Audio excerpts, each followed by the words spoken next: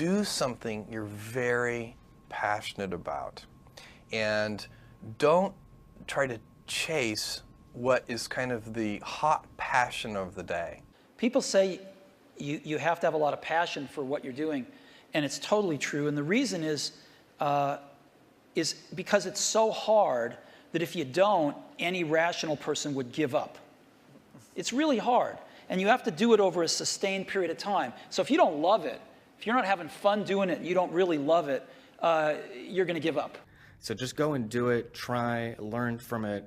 You'll fail at some things. That's a learning experience that you need so that you can take that on to the next experience.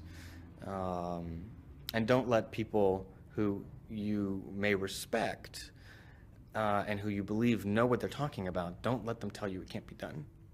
Because often they will tell you it can't be done, and it's just because they don't have the courage to try it. I think people that look for great ideas to make money, aren't nearly as successful as those who say, okay, what do I really love to do? What am I excited about? What do I know something about? What's kind of interesting and compelling? It's very rewarding when you work on something you think is going to make a big difference. And yeah, it's a little bit harder, but I think the passion that one might bring with it brings so much more energy to that you're more likely to succeed. You have to have an emotional investment in what you're doing. If you don't love what you're doing, failure is pretty much guaranteed. Success is not guaranteed by any means, but failure is much more likely if you don't love what you're doing. If you know exactly what you want to be, you need to spend as much time with people that are actually that already. One of the things that I do is I question a lot of things. And you can do that in a good way and in a bad way, but hopefully if you try to get people to motivate why they're doing something and their way of thinking, the worst thing you can end up with is a situation where you get told, well, this is the way it's always been. Mm-hmm. That's the worst ever. That's a non-answer.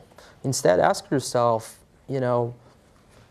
given everything we have today, is there a way we can make this better? And so when we're coming up with ideas, we always ask ourselves, what kind of new market is this creating? And then also, what part of my day and what problem is it solving? And so I've gone as far as taking an entire catalog of my day from the moment I open my eyes and writing down every single thing I do. And then asking myself, is there something here? If you're not coming up with 10 ideas a day, that's why I have this thing. If I'm not filling up this page every single day, then my idea muscle will atrophy. And I started this in 2001, and I still do it every single day. You have to come up with ideas every single day, or the idea muscle atrophies. The good news is, after about 6 months of doing that, you're like a machine. People get surprised at how many ideas you could just have anywhere. But understand that naturally nobody is interested in your idea. The world could care less, and you have to persuade them, and you have to show that you're the one person out there that can do it. When it comes to changing the world, what I learned from Steve Jobs is, if you believe in a Macintosh, if you believe in iPhone, iPod, iPad, if you believe enough, then you will see it. Because other people will believe in it. Other people will create software. Other people will create products. So you need to foster the belief in what you are dreaming so that it becomes a reality, which is very different than saying, I don't expect anybody to believe it until I see it. You need people to believe it before they can see it. Don't necessarily think that you have to have the home run and the huge Apple computer on your first start. I spent a long time in my life with skills just building little devices for fun. For fun is one of the key things, because that drives you to think and think and think and make it better and better and better than you ever would if you're doing it for a company.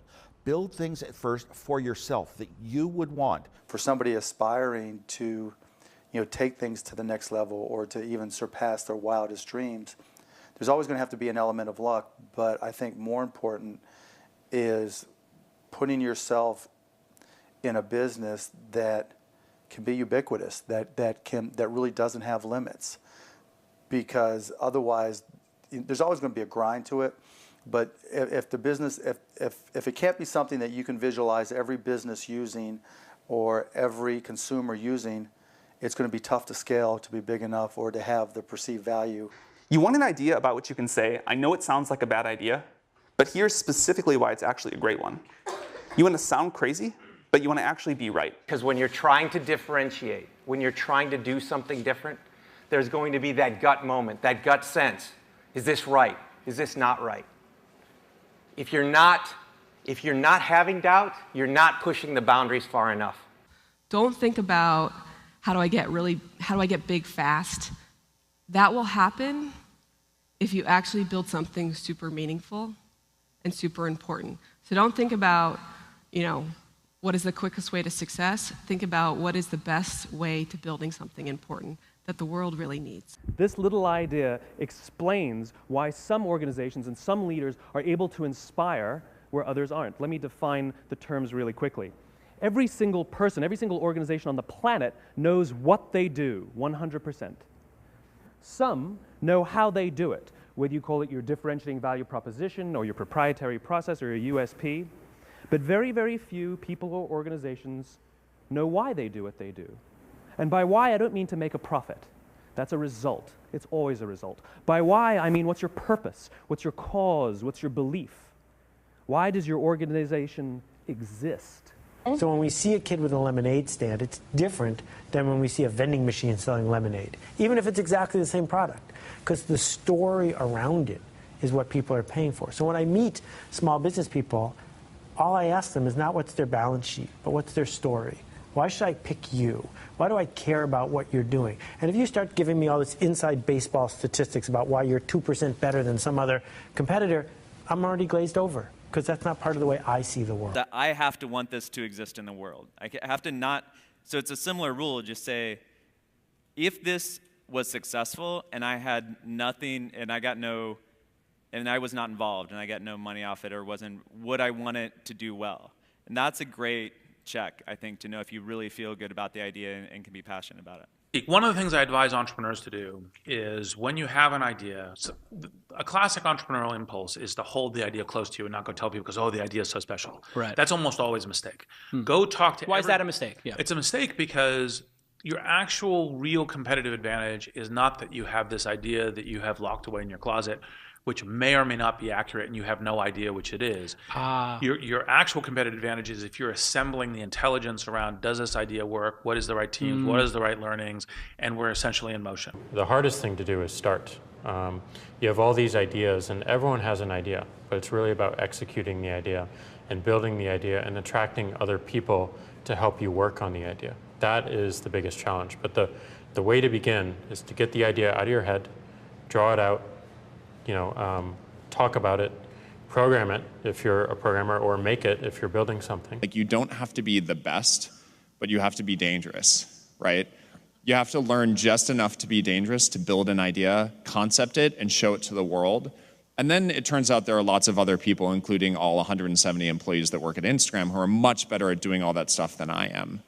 But you need to find people who can, be drawn to the idea that you build, and then they end up taking it and making it even better. One way to conceptualize what makes a good product is, good engineering is part of it, good design is part of it, but really it's, one way I think about it is, at least, is maximizing the probability that someone shows up at the front door of, your store or your website or whatever it is and ends up with a solved problem.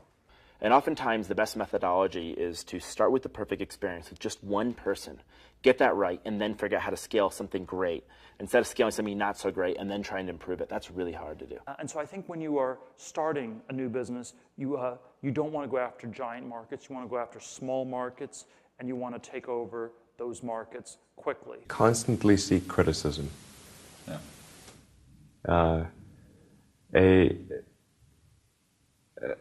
A well thought out critique of whatever you're doing is as valuable as gold. And you should seek that from everyone you can, but particularly your friends. If you're not utilizing an online community, then you're at a disadvantage to those who are. You can be asking online communities what they think about your ideas, or if they have any advice with what you're working on. Not only will you hear from people who are passionate about the subject, but you'll be hearing from people all around the world, each with their own experiences and stories that can help you. And there are a lot of people from whom we can learn a lot. And I think like, you know, the one piece of advice is like, don't underestimate anyone you come across ever. Right. Like whether they're, you know, a blue collar worker waiting for the bus, or they're, you know, helping you at they're the server or bartender at the restaurant, or they're a lower ranking employee. I mean, the smartest leaders I've ever seen have always gone around the room and asked for everybody's opinion. Most startups that fail do it ultimately because they did not make something that people wanted. They made something that, you know, that they thought people would want, but they were either in denial about it, about, you know, whether it was actually any good, or somebody else came along and made something that people wanted even more. The best piece of advice that we've figured out as we've been doing Foursquare is not to let other people distract what you're doing. There's always haters that say, your idea is stupid, this idea is never going to work, don't even bother doing that because someone else is going to do it before you do. And if we listened to all that feedback that we were getting, all that negative feedback, we would never have built things, we would never have prototyped things. And that's how we really got to where we are. Like, we saw things that we wanted to build, and we just went out and built them. And it turns out when you build stuff that you like to use, there's a good chance that there's thousands of other people that want to use it too. And so it's not just about doing focus groups, it's not just about, you know, double checking your vision, it really is about integrating this concept of testing our ideas rigorously throughout the product development process, throughout the marketing process, even as we scale up.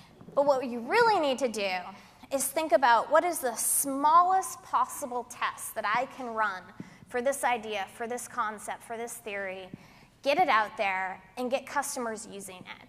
Because your customers are going to be the ones to tell you if it's really working or not. Like there's almost this expectation that you have to have in your mind, this sort of, I'm going to change the world, sort of make a dent in the universe kind of ambition, right? But it's actually okay early on to just kind of solve small problems in layers until you actually get to a point where you have the capacity to do that. What this all comes down to is doing something exceptional for your users, whether it's in community, whether it's in connection, or whether it's in design. This is our big advantage as a startup, is that we can actually get away with doing this. We can make this the core part of why we're doing business. I think you should be spending your money on teaching and sharing, and so that might mean hiring a writer or two, perhaps, instead of a marketing person. You know, and start writing and start getting people to listen to what you're saying. You can't talk about yourself all the time because no one's going to come back for that, but you have to talk about things that are relevant to your industry or ideas that you have, and start to build that audience up. I do think that one thing that's important is, especially if you're a founder or a technical founder, is to realize that you can't do everything, and even if you can, you shouldn't. You should find a great partner no matter what it is that you're doing, and you should look for someone who is very high intelligence, very high energy, and very high integrity. And you need all three of those. You can't compromise on any one of them. Otherwise, you'll end up with either someone who's not smart, which does you no good, or someone who's not hardworking, which also does you no good, or the worst case is you end up with a smart, hardworking crook who ends up working against your interests. And integrity is something that takes a lot of time spent with someone to figure out. The most important thing when you're working with people early is that you guys line up on what your goals are. That sounds really basic, but you can totally, it can be fine. You can want to build a small business that makes money and you don't have to go to an office every day. Or you can want to build a huge company. You can want to build Google. But I think you have to be really, really aligned on that. When a lot of corporations have, they might call them core values or guiding principles or so on, but the problem is usually they're very lofty sounding. They kind of read like a press release the marketing department put out. They sound just like their competitors, and maybe you learn about it on day one of your job, but then it becomes this meaningless plaque on the lobby wall. Well, we wanted to come up with committable core values, and by committable, meaning we're willing to hire or fire people based on those values, completely independent of their actual job performance. The definition of values is they're the behaviors or principles that you religiously adhere to within your company. When I say religious, I mean that no amount of data will sway you from those principles. And the degree to which that you have the courage to maintain your conviction around those ideas is the degree to which you're going to be successful over the long term. A company is simply a group of people, as a leader of people, you have to be a great listener, you have to be a great motivator, you have to be very good at praising and looking for the best in people, People are no different from flowers. If you water flowers, they flourish. If you praise people, they flourish, and that's a critical attribute of a leader. So I kind of like half jokingly with a lot of people say that, my job is basically like to be the assistant for the rest of the company. Like my job is to make sure that like you have what you need, that it's and basically you have everything you need to kick ass. Like that's my job. If you don't have that, then let me know because I'm not doing my job. There are a lot of things that are outside of your control. A lot of external circumstances will determine the success of your idea, whether the market timing's right for this new kind of service, or whether people, whether a customer, like the economy's right for your kind of service, right? Whether you meet the right people who will finance your company. Many external circumstances are like outside of your control and but will affect the outcome, and you have to be okay with that. Another quality that I think is important is kind of being flexible-minded or open-minded. I'm not saying you shouldn't have a vision for your idea or your product, but you need to be open to changes. So many things go wrong when you're starting a company, and often I think people ask, what mistakes should you avoid making?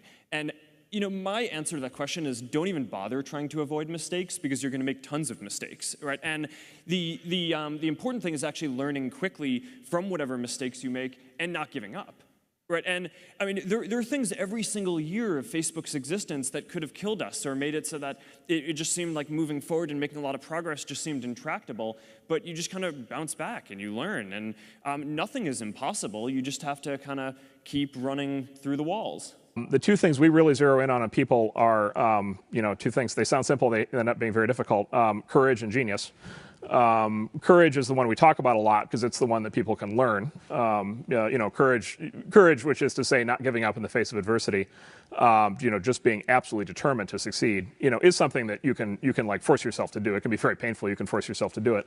The genius part is a little bit hard to force yourself to do. Courage without genius might not get you where you need to go, but genius without courage almost certainly won't. And I think the reality is just, not quite so glamorous. There's there's an ugly side to being an entrepreneur. And also just more importantly, what you're actually spending your time on is just a lot of hard work. Sam mentioned this, but you're basically just sitting at your desk, heads down, focused, answering customer support emails, doing sales, figuring out hard engineering problems. So it's really important that you kind of go in with eyes wide open. Optimism has a place, but I think even more so for the first-time entrepreneur, you need to be pragmatically pessimistic. What I mean by that is you need to define all of the worst-case scenarios in terms of financial loss, time loss, etc. Look at what you will learn if that happens and accept and come to terms with that before you ever start.